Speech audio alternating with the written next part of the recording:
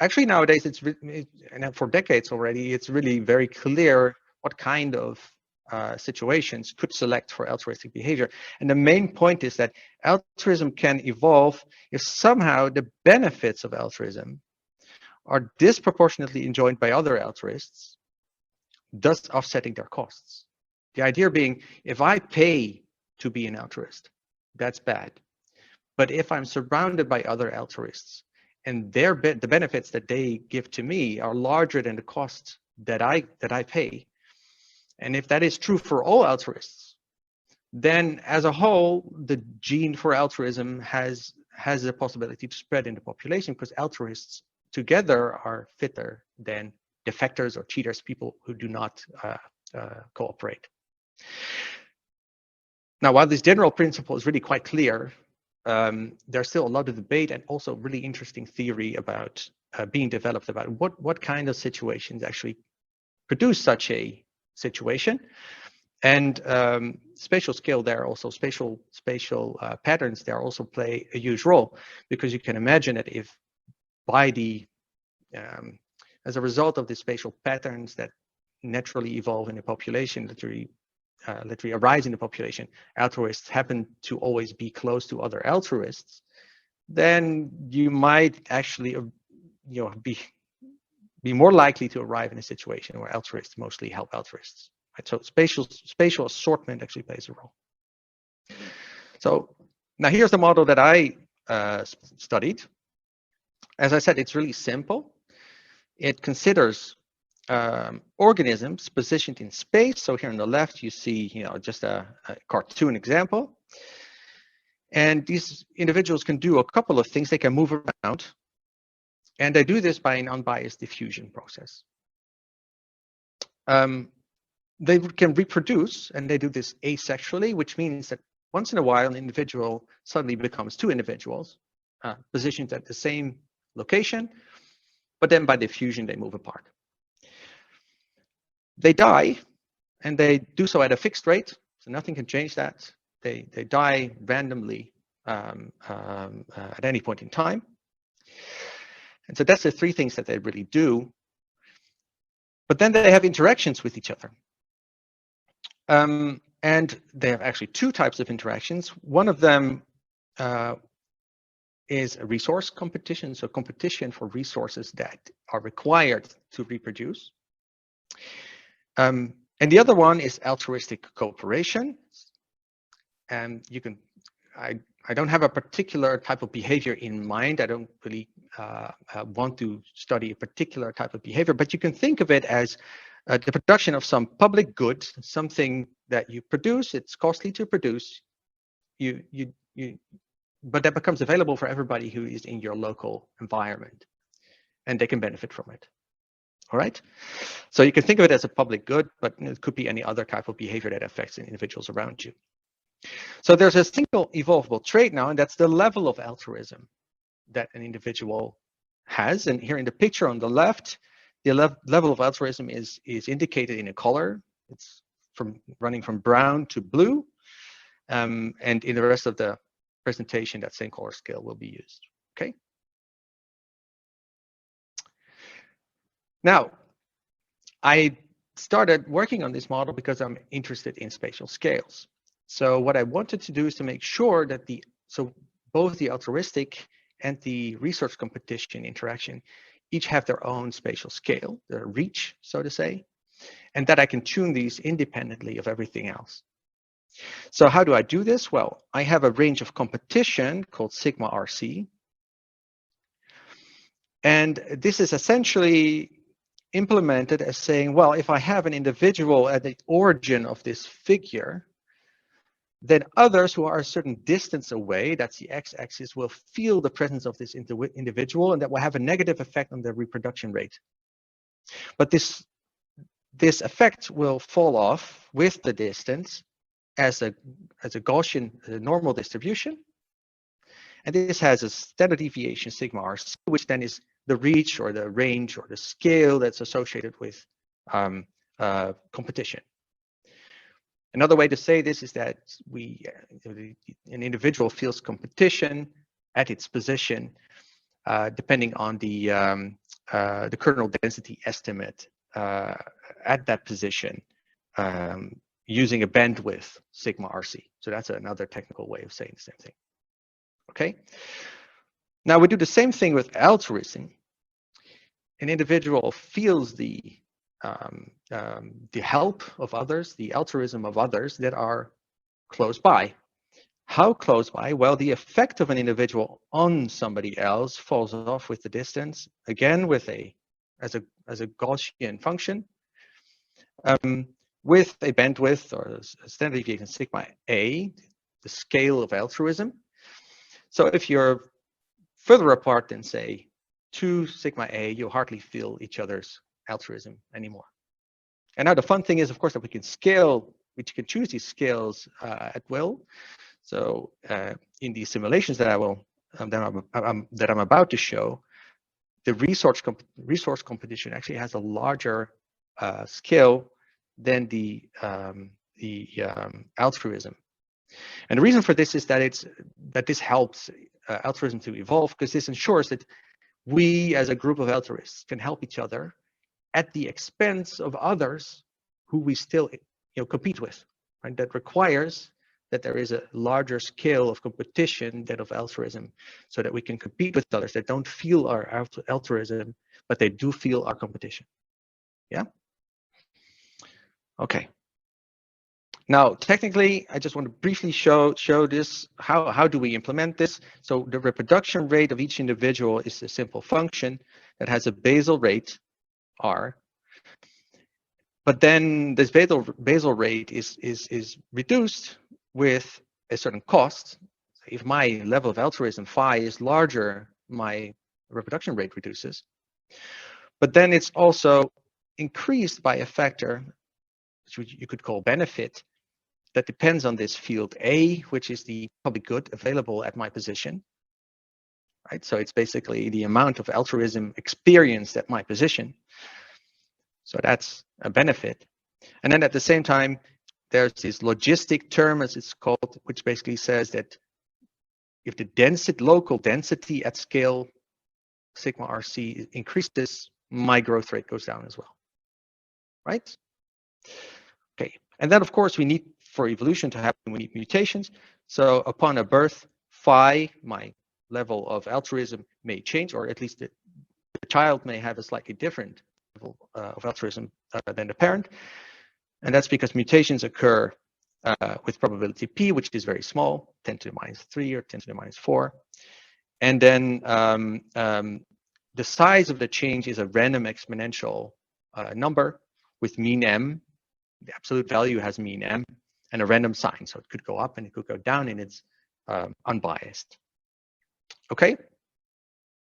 Now, if that is all clear, I'd like to show you a little video, which I will now jump to. So this is what happens if you basically just run this simulation, starting off with randomly distributed individuals, as you can see here. So the field here, every pixel that's colored here is an individual. Initially, they are all brown, meaning they do not cooperate. They do not perform the altruistic behavior. But as you will see when I start running the video, they will slowly become more and more altruistic until it settles at a equilibrium value. So I'm going to run this right now. And what I hope you see now is that without me putting this in explicitly, these individuals aggregate into colonies of a much larger size. And if you now look carefully, you'll see that these colonies sometimes go extinct, but also that some colonies seem to divide and produce offspring colonies.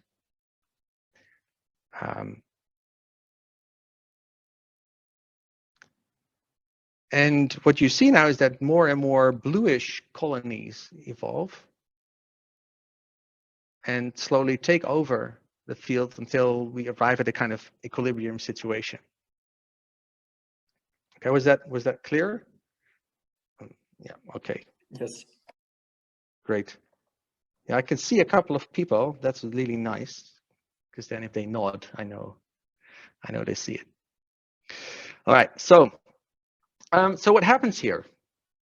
So first of all, we see that a hexagonal pattern of colonies emerges. And this is because there's a Turing instability popping up. For those who have never heard of the Turing pattern, so basically, this is a really classical theory developed by Alan Turing, also known for many other really fantastic ideas and discoveries.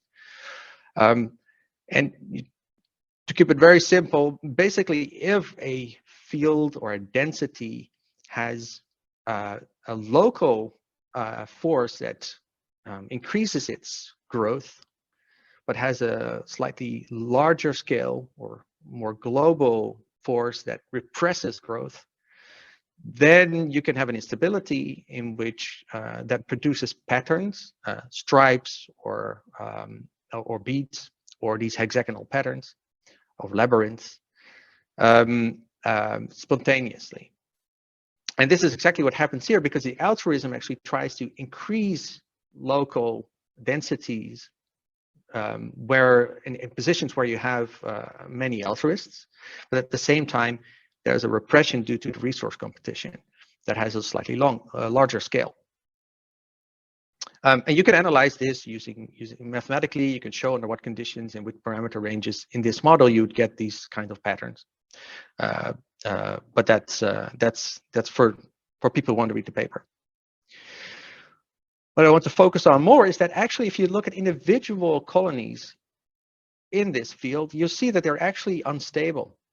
So any colony, if you focus on it for long enough, you see that if it starts off kind of bluish, meaning as a collection of altruists, then after some time it becomes yellowish and eventually brown, which shows that it's corrupted, right? So these different altruistic communities can be invaded by mutation or by invasion, by cheaters or defectors, and locally they take over the population and degrade it.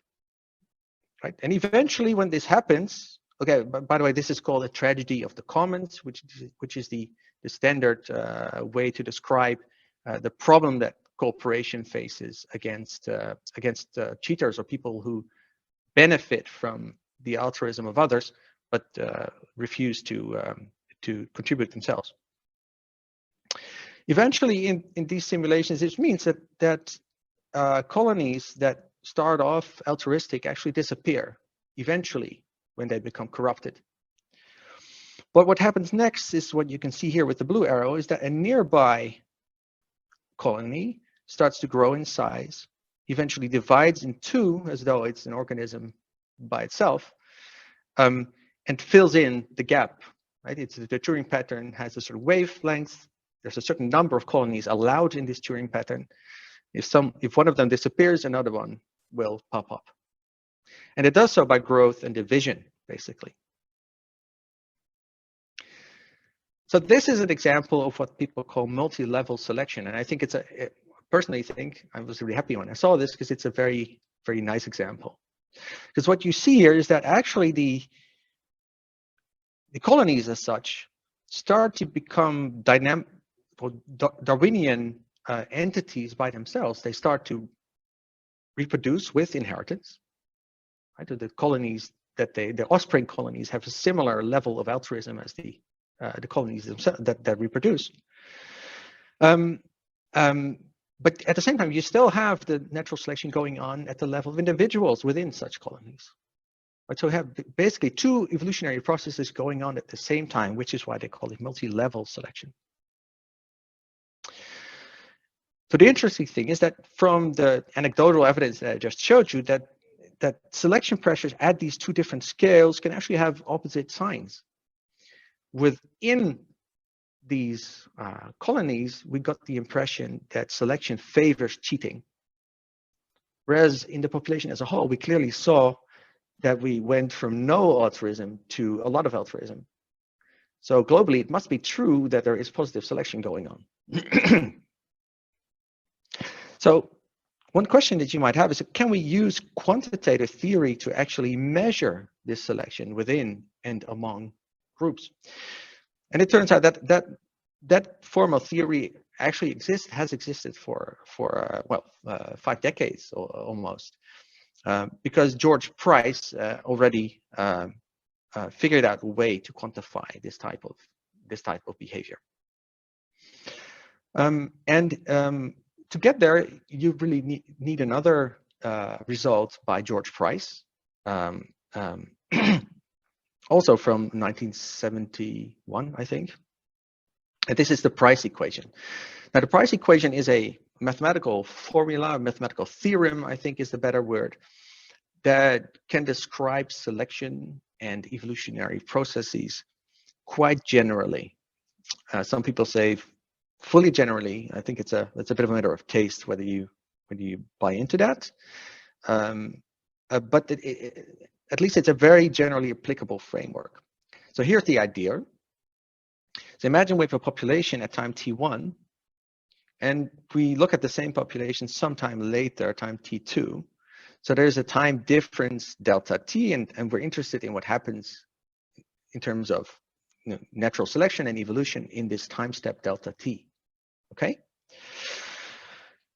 Within this time step delta t, we're interested in this phenotype or genotype, this trait value phi, and this has a certain mean, which is indicated with this bar on top of it. And this mean changes in time, indicated with the delta, right?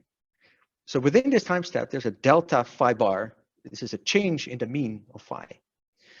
And the whole point of natural selection, of course, is that you expect a certain change if all properties are present that allow natural selection to occur. So it would actually be nice to have a formula that expresses the change in the mean level of phi in some way that allows us to recognize natural selection. And you can do this if you define the absolute number of offspring of each ancestor I as well. If you call this Wi, this is the absolute fitness of that organism, so the number of offspring it gets after a time step delta t.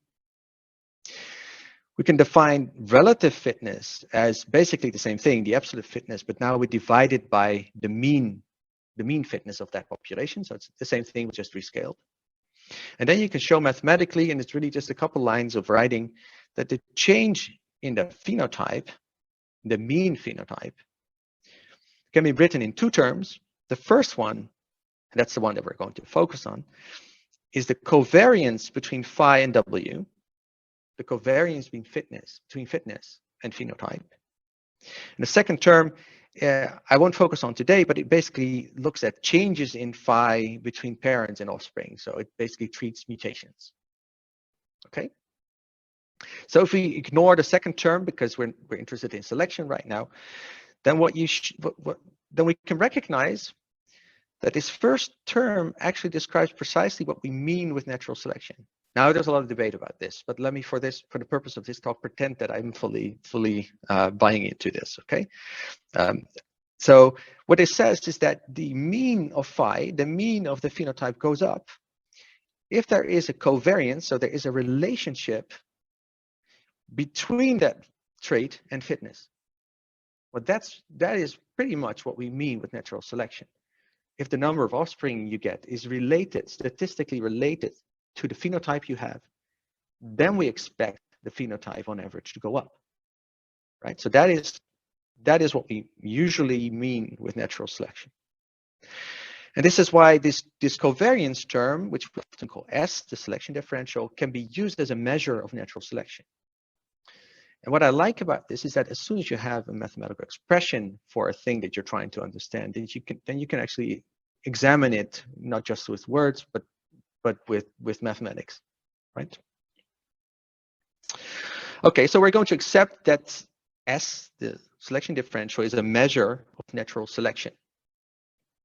And then the idea to treat multi-level selection in group structures, in populations that are subdivided into discrete non-overlapping groups, is that you can actually split up any covariance in a population that is subdivided into groups using what's called the law of total covariance.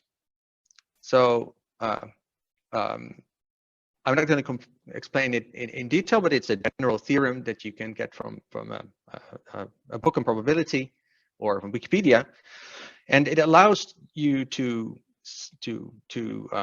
basically describe the covariance between two variables if the population is subdivided into different subgroups. So if you have an aggregate of different groups, then it allows you to describe the total covariance by looking at the individual groups. And so what it does is it says that the total selection happening in a population can be split into two parts: the selection within the groups and the selection among the groups. This is just terms, names that we give these terms, where the S within is defined as the mean covariance within groups. So if in every group, we can calculate a covariance for that group, which would be the selection in that group. We can average this over the different groups. And it makes sense to call this the selection within groups, S within. But then it turns out you don't actually get the selection in the total population yet, because you have to add the second term as among.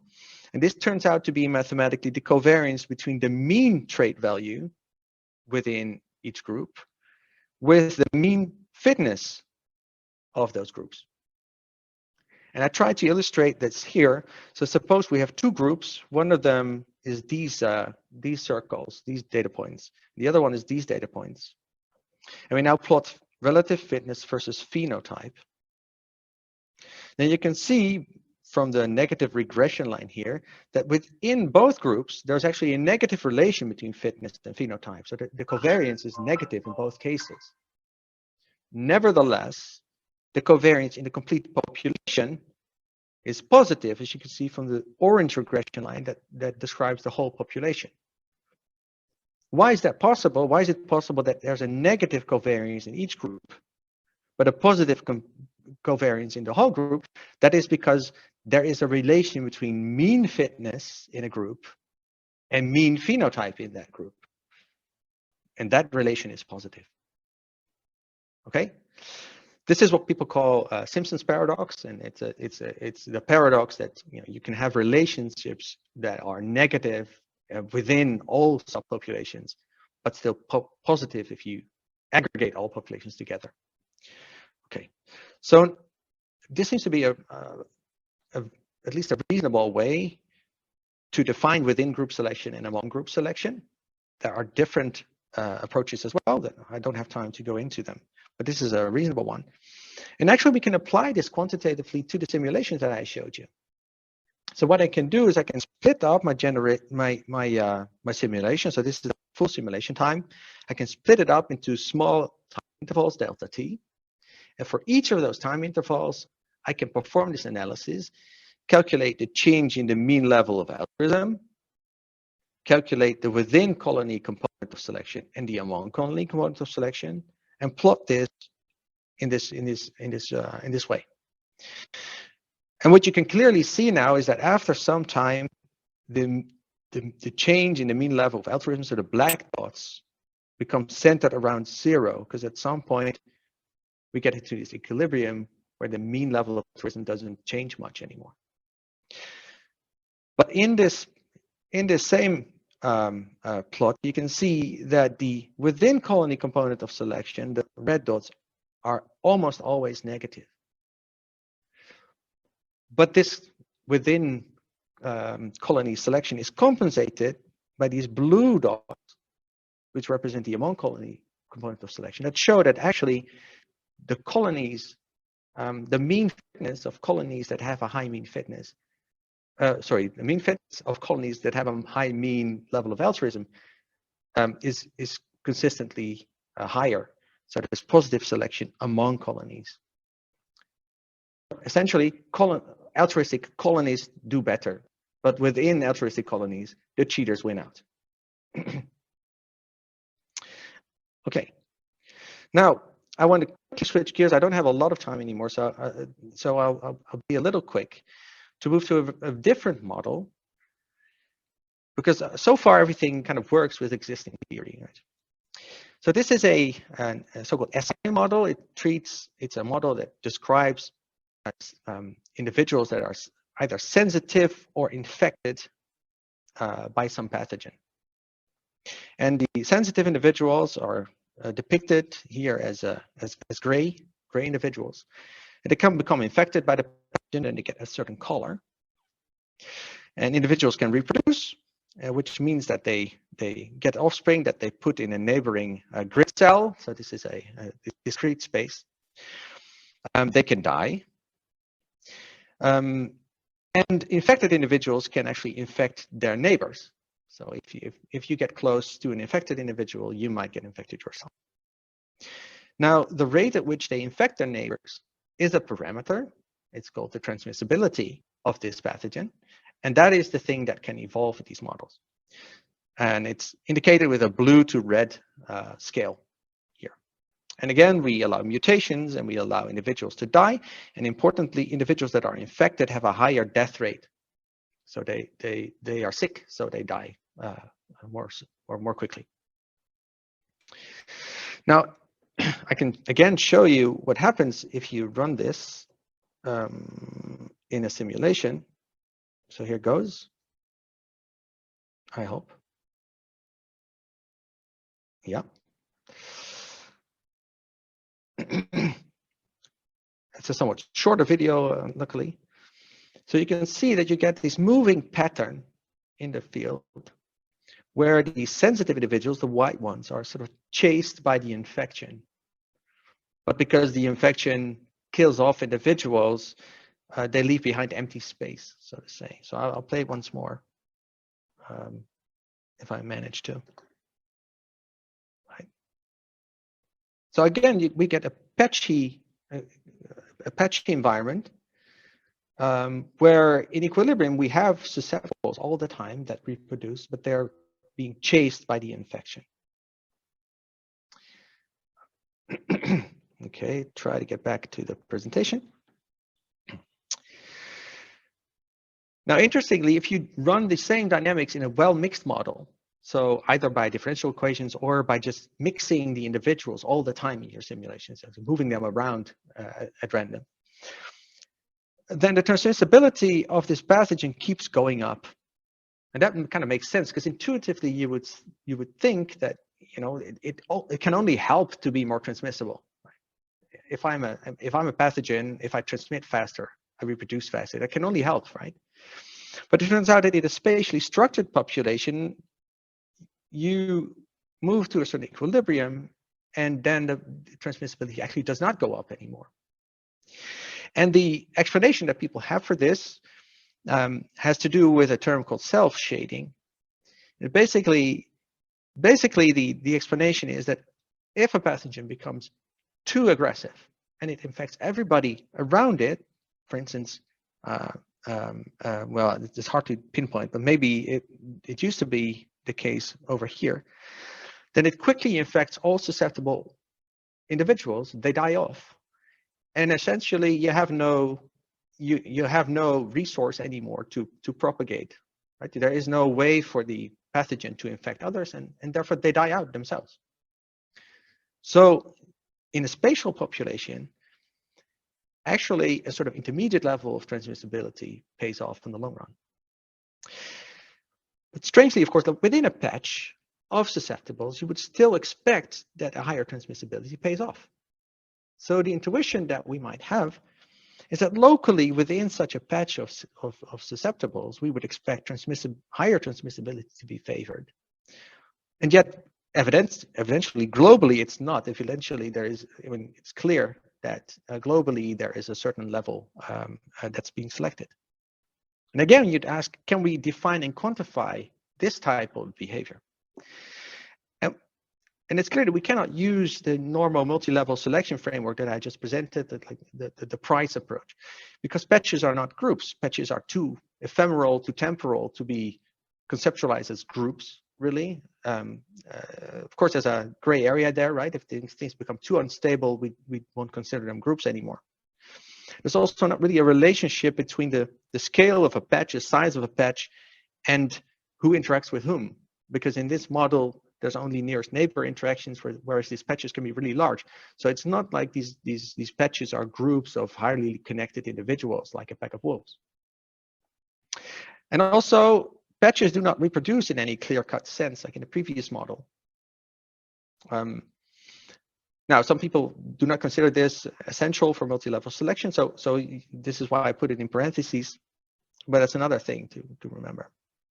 And still we have this intuition, right? Locally, we expect high transmissibility to be favored and globally not. So the question is, can we formalize natural selection at different spatial scales rather than at different levels of organization where we consider fixed groups?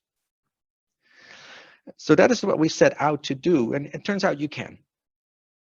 So what we did is we said, well, let's consider disks of a certain size or a certain radius r in the field. So let's consider one of those disks. Well, then we can define a quantity that we call the local selection differential by just taking the covariance of phenotype and fitness just within just among the population within that circle, right? So that's the selection in this area, you could say. So that's a local selection differential. Then we can show that actually you can decompose the total selection in a field, again, very similar to the previous case, in a local component that depends on the scale of our analysis, scale R, and an interlocal component, where the local component now is not the mean over groups, because we don't have groups. It's the mean of the local selection differential over all possible disks in the field. So it's an integral over all possible disks that you can define in the field. And S interlocal is the covariance between the mean phenotype and the mean fitness again, but now it's the mean phenotype and the mean fitness of all these disks. So it's an infinite number of disks that you integrate over and that have a covariance. Okay, so again, what does this mean? The first term is sort of the average selection that you would see if you would focus in, like through a magnifying glass, on just this little circle of size R. On average, you'd see a certain amount of selection. That is S local. But that is, the average of that is not equal to the selection in the total field because of this kind of Simpson's paradox. It could be entirely different. You need a second term that takes into account that areas with a high mean phenotype might have high mean fitness. Okay. And then we can go one step further. We can actually define the contribution to selection of a particular scale by taking the derivative of S local with respect to the scale. Basically, if the local selection increases, if we increase the scale R to R plus a little bit more, R plus dr, then it must mean that this scale, that there's something happening at this scale that contributes positively to selection. This is a kind of abstract way of thinking about it, but this is something that you can define. So what happens if you apply this theory to the model, the SI model, the infection model? And we can do this for different parameter ranges where the basal growth rate of the individuals is small or somewhat larger, and the patterns in the population change as a function of those parameters. And then we can actually measure for every scale R what the local component of selection is. It's the red curve, and what the interlocal component of selection is, the blue curve. And you indeed see that if you look at the small scale, that local selection, the red curve, that local selection for transmissibility is indeed on average positive in local populations of this size. But this is compensated because those environments that have such a high transmissibility end up having a low fitness on average, precisely as we expected, because they deplete their own supply of susceptibles. Right? If we look at a large enough environment, of course, we end up, we did this analysis in equilibrium. So if we look at a large enough area, that we start to see all processes going on in the field, and we end up with selection going to both components of selection going to 0. There's no selection anymore in equilibrium. And you can now analyze the scale of maximum local selection by looking at the peak of these curves. And from these peaks, you can directly figure out that the size of the patches in this simulation was much smaller than in this simulation. So you need bigger sizes to actually see the competition among patches in this simulation on the right than on the left. So this analysis allows you to quantitatively measure which processes at which scale actually matter to the natural selection in the whole population. We can also apply this to the model of altruism, of course, because nothing prevents you from using this analysis too. And I will largely skip this in view of the time, but basically it allows you to uncover different information. So with the previous method based on group structure allowed you to see what happens within group versus among groups. Now we actually, by zooming in at very small scales, for instance, we can say something about what happens within these colonies. Because of course, these are not well mixed, totally homogeneous colonies. There's also things happening within those colonies and spatial patterns there as well. So this allows you to retrieve another type of statistic about what's happening in the population. Okay, so with this, I have come to an end. I'm sorry that I'm running out of time a little bit. The takeaway messages from this talk.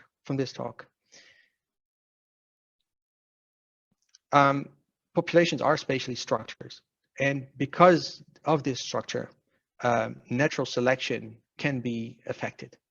And this can be because we have discrete groups in our population, as in the case of the wolves, or it may be because we have other complex spatial patterns, genetic assortment, patches, spiral waves, whatever happens. Previous theory has focused a lot on non-overlapping group structures, and then very often people assume that exactly the same theory could be used in cases where you do not exactly have groups.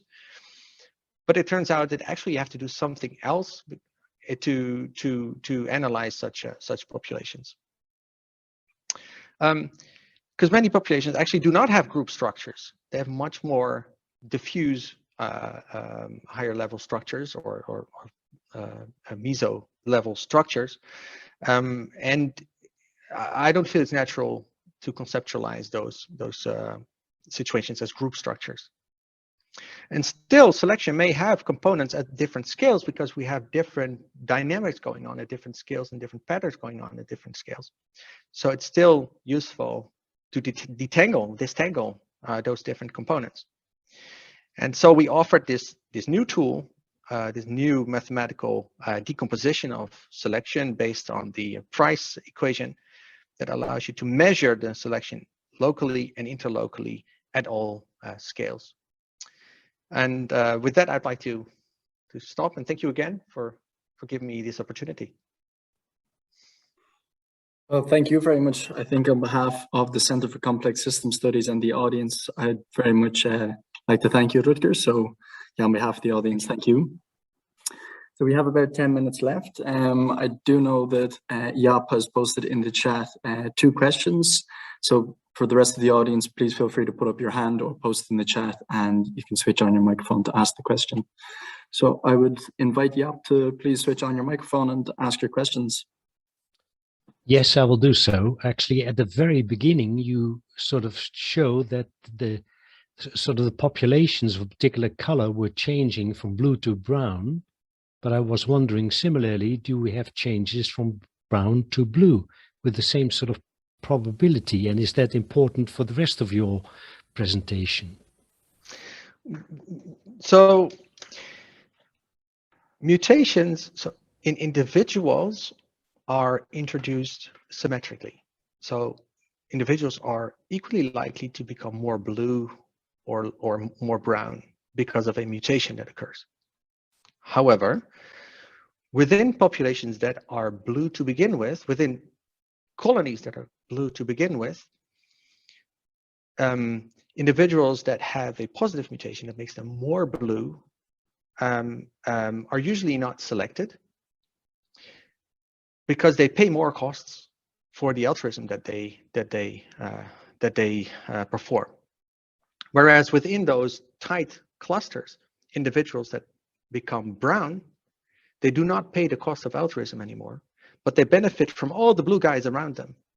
And so they reproduce fast and tend to take over by natural selection within the colony. They tend to take over that colony and degrade it. So the mutations are introduced symmetrically, but their effect is absolutely not symmetric. After some time, the brown ones take over, and therefore the colony tends to go from blue to brown. Is that an answer to your question, Gav? Yes, right. The second question was actually the probability of blue to split. Is that the same as the probability for brown to split? That's also a great question. So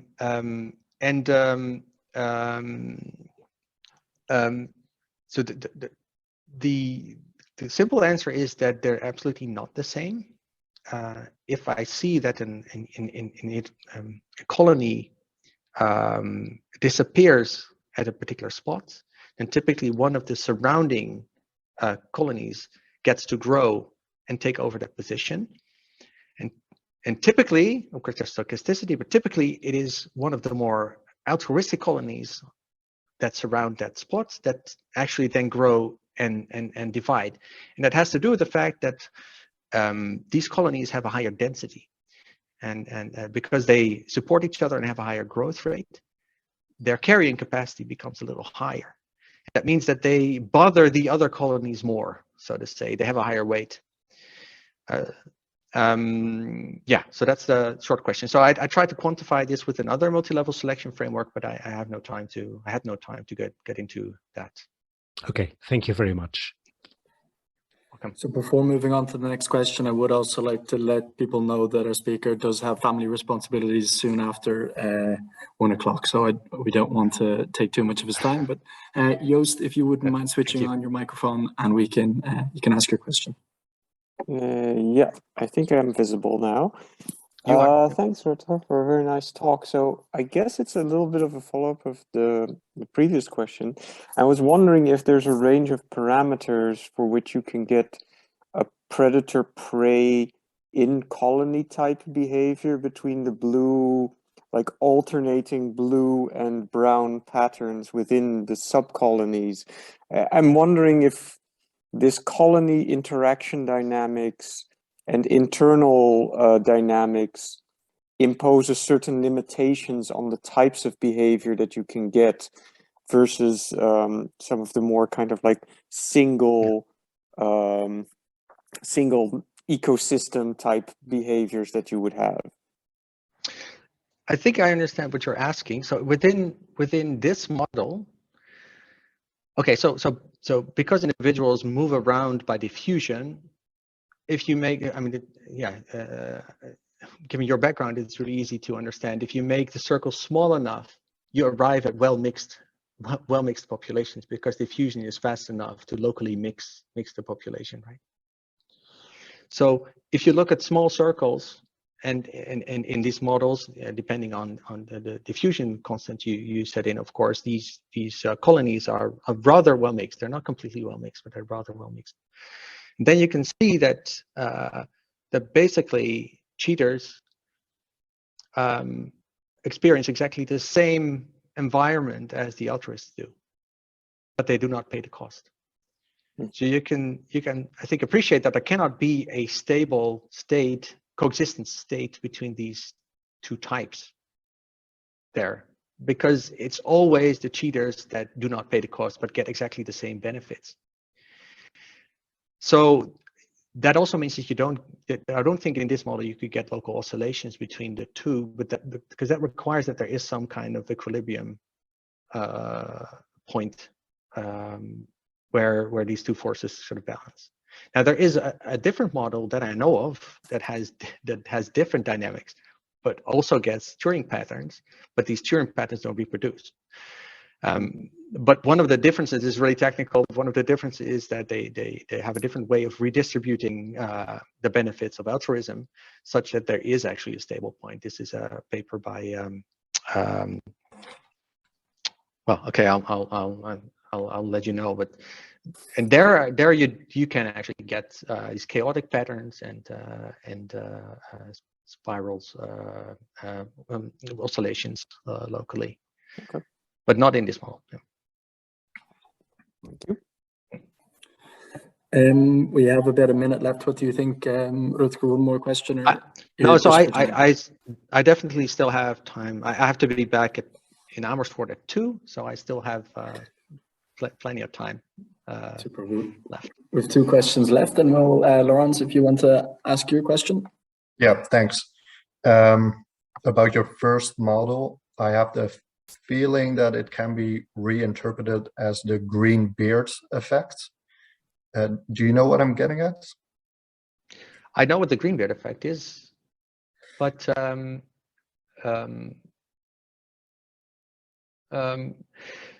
a green beard, to people who do not know, a green beard is the idea. I think it's originally phrased by Dawkins. That one way to ensure. Okay, so I talked in the beginning about that there are different ways to ensure the altruists get most of the benefits of the altruism of others, which is the necessary condition for altruism to evolve. And one way to do this is if altruists can actually recognize each other.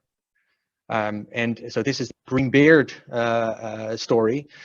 Imagine that altruists, by just some funny fact of nature, also have green beards, then you can easily imagine that a population evolves the capacity to select, to recognize individuals with green beards and selectively act altruistic towards those individuals. I think the difference between that scenario and the scenario of this model is that here these individuals do not distinguish others at all, and the reason why in this model the altruists get most of the benefits of other altruists is because they get looked up into local areas that are mostly altruistic, or so there's a correlation between my level of altruism and the mean altruism in that population, and that is, I think, a different mechanism. Could you reinterpret it as saying that the people interact with anyone, but they recognize their own kin based on the distance between them and the other people? And that the distance itself is the green beard? Yeah, so I think if you would write down formal models, you could reinterpret it this way. The only thing I would say is that the whole purpose of the green beard story is to differentiate from other mechanisms, to actually entertain the idea of having active recognition of kin or others that have similar phenotype. So yes, you could do it, but it takes away the use, I suppose, of the term green beard. Yeah, the reason I asked was that your second model generalizes on the first one. So I was thinking perhaps there's a way to generalize the green beard effect as well, using similar steps that you've taken. But I mean, that's just a feeling I have. I'm not sure. Yeah. So what you can at least do. So we've been thinking about this, is that now we're talking about, two-dimensional Cartesian space, right? And you can think of more complex interaction networks, and then these interaction networks might be determined by recognition rather than spatial distance. And you can still think of distance on such a network and local measures of covariance versus global measures of covariance on such an interaction network. So maybe that comes close to what you're getting at. I understand what you're saying. Thank you. Yeah. Great, thanks. Super, thank you very much. And for our final question, Deb. Yeah, I actually have 2 questions. First of all, thank you very much for this nice presentation. Rutger. Well, the first question is that, I mean, well, I have missed quite a number of details, not missed in the sense that, well, it's too detailed to understand over screen. However, I get the basic message that this is a new kind of mechanism by which you have essentially explained the combining the genotype, phenotype, and the pattern formation. Now, going back to the original example that you gave about these wolves. First of all, well, so let's say there are other mechanisms. So if you have a selfish kind of interaction, then it will also lead to pattern formation in the structured population, as you showed in this example. And so now you have proposed an alternative mechanism. So in a real situation, a real observational data, which signature shall I look for to say, well, this is mechanism that versus this is mechanism that? That's question number one. So let's say it's not my. So the model of altruism that I showed was intended to as a kind of toy model to test how different relative scales of actions and diffusion might affect the evolution of altruism in spatial context. And a result of that was these Turing patterns, and it totally changed the dynamics. What I didn't intend to suggest is that many or most of the patterns that we see in animal populations, such as wolves, should be seen as Turing patterns, and I think that clearly wolves have their own way of dividing their territories that has little to do with Turing patterns. But you're asking, so how should we look for cases where you do get these Turing patterns? Or? Well, I'm looking for more. Let's say, suppose someone comes to me with a data set, and then how do I figure out whether this is mechanism 1 versus mechanism 2? So maybe I'm going to give a disappointing answer, but I think it just means you need to know a lot about the organism that you're studying and the mechanisms that are at play, because it's not even in those cases where the patterns look extremely like Turing patterns. Even skins of animals and so on. It has often been shown that in retrospect they weren't actual Turing patterns because different molecular mechanisms produced them. So yeah, I think you know the details. I think the main message that I was also trying to get across is that independent of how these different spatial patterns arise, you can always use this more or less the statistical framework to measure, at least in principle, which of the patterns you see actually affect natural selection and which don't, and at what scale the main contributions take place. And for test hypotheses such as locally this and that happens, but globally this and that happens, or within patches X is selected, but globally this is selected against because patches with a high mean in the end do not reproduce much. Well, these kinds of hypotheses. And then the question. I get the feeling I'm not totally answering your question, but yeah.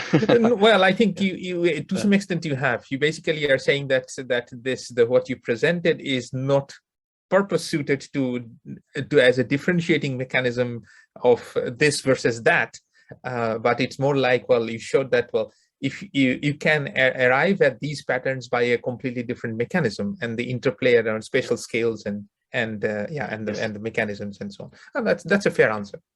The other question that I had is that very often there's direct. You have direct interactions among individuals or species, right? So very often these direct interactions do not really exist, and these are kind of an effective interactions because of resource competition and so on. Of course, death will that's a natural process. question is that what would happen if I model a separate layer of resources by which one resource gets depleted as a result of it.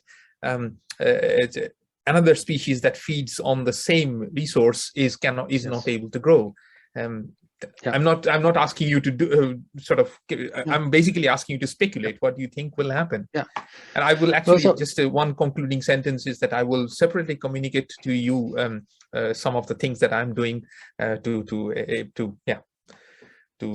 obviously, great.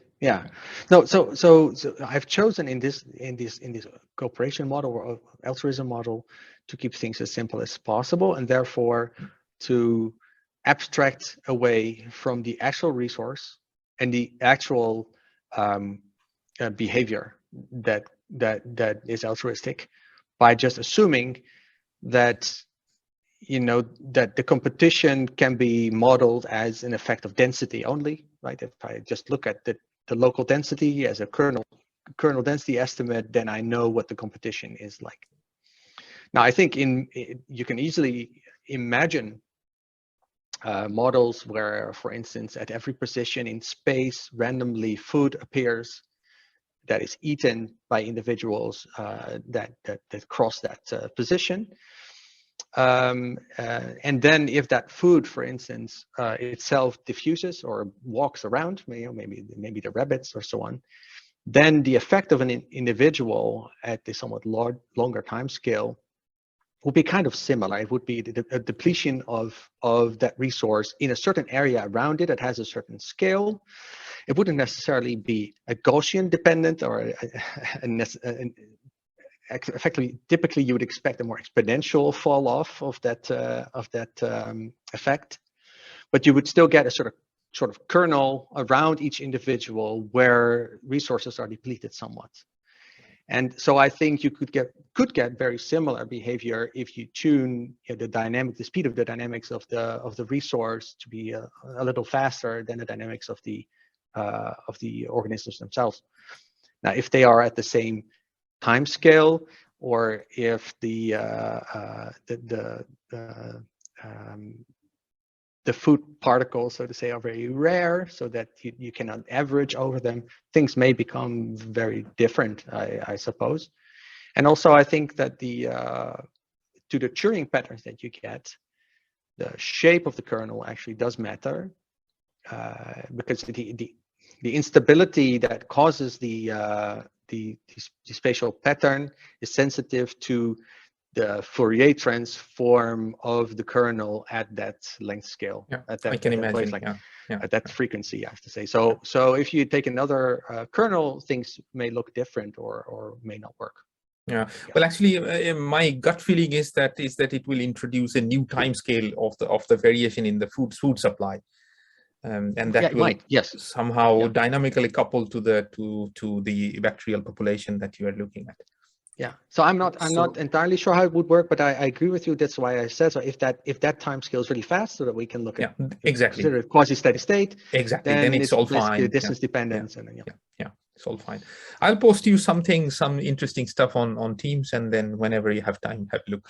Well, thanks anyway. It's a beautiful talk. Thank you. Super. Well, on behalf of the Center for Complex System Studies, Rutger, thank you very much in the audience. It was a very interesting presentation. Definitely. Thank you very much. Pleasure. Thanks. Take care. Okay. Bye-bye. Bye-bye.